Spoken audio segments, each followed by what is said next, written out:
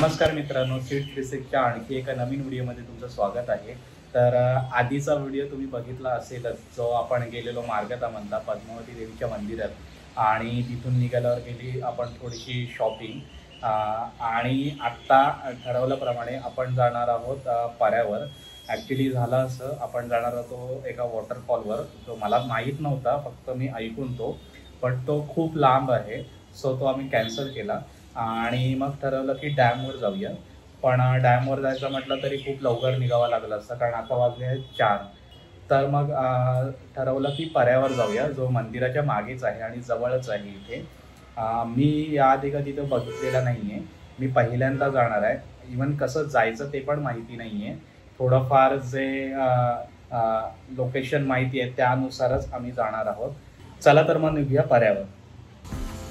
मंदिर तसं आपल्या घरापासून इतकं लांब नाही आहे, साधारण 450 ते 500 मीटर, म्हणजेच 5 ते 6 मिनिटाच्या वॉकिंग डिस्टन्सवर आहे।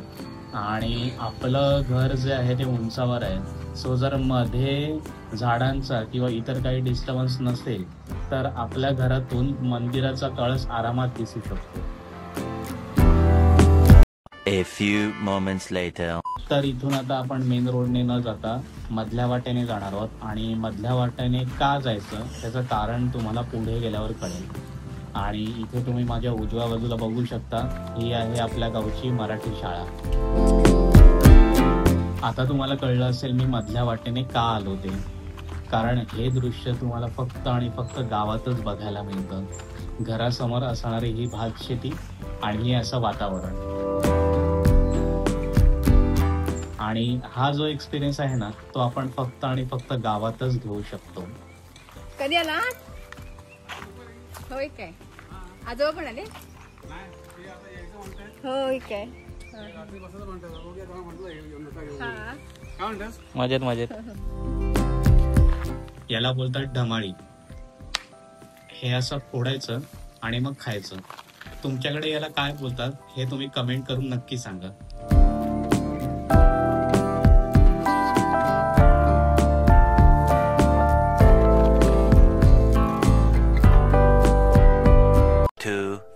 Years later. इकडे आलेलो, आता इकडचा रस्ता बंद आहे, सो आता दुसऱ्या रस्त्याने जाणार आहोत, तो म्हणजे मंदिराच्या बाजूने। लेट्स सी, शामली दाखवणार आहे, कारण आजची ट्रिप शामलीने केलेली आहे, सो ती दाखवणार आहे कसं जायचं ते। पहिला जो लोकेशन होता, जो वे होता, तो चुकीचा।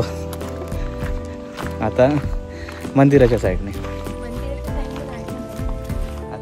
तू तर नेत होतीस।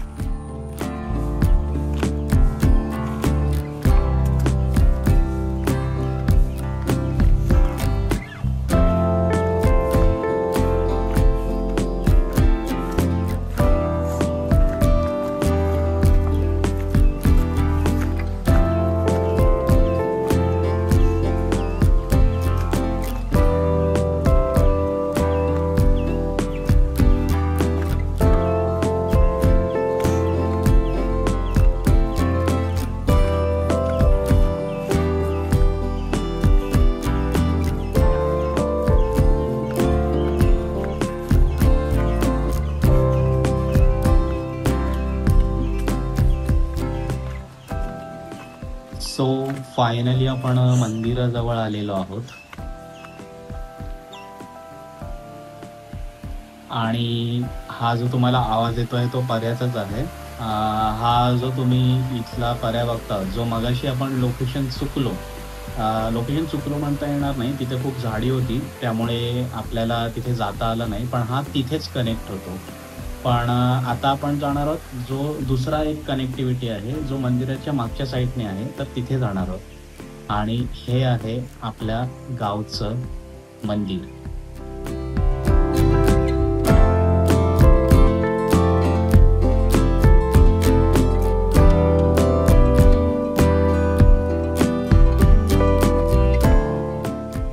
आणि मित्रांनो, बाजूने जो आता आपण पर्या बघितला, तिथे रात्रीचे खेकडे पकडायला येतात, कुठे पकडतात खेकडे?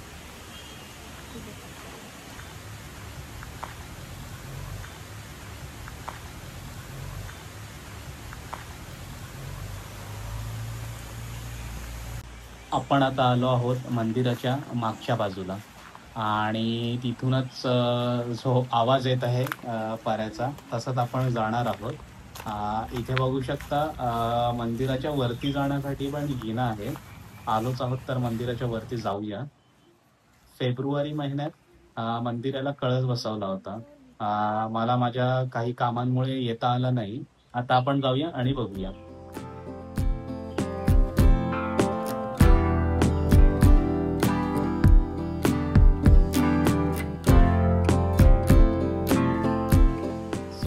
इथे मी पहिल्यांदाच येतोय.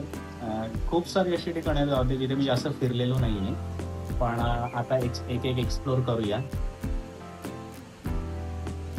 सो फायनली आपण मंदिराच्या वरती आलेलो आहोत आणि हा आहे आपल्या मंदिराचा कळस.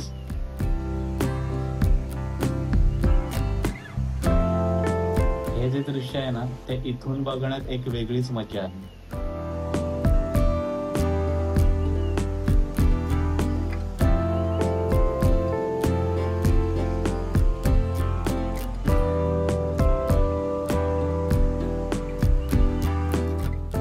मंदिराचा कळस बघून झालेला आहे आणि आता आपण पुन्हा जातो आपलं जे लोकेशन आहे ते एक्सप्लोर करायला. इथे बघू शकता ऊन आणि पाऊस असं दोन्ही सुरू झालेलं आहे.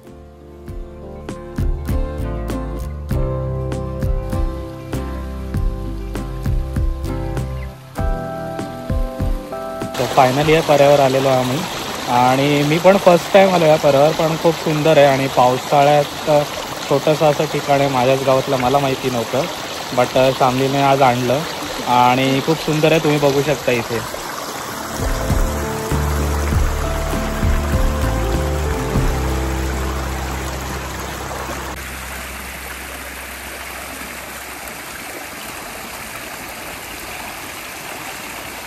फोटो काढण्यासाठी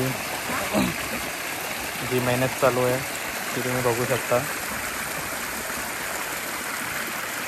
सो फायनली इथे आलेलो आहोत पर्यावर आणि फोटोशूट झालेलं आहे. एक रील काढलेली आहे चांगलीने, ती येईल लवकरच इंस्टाग्रामवरती.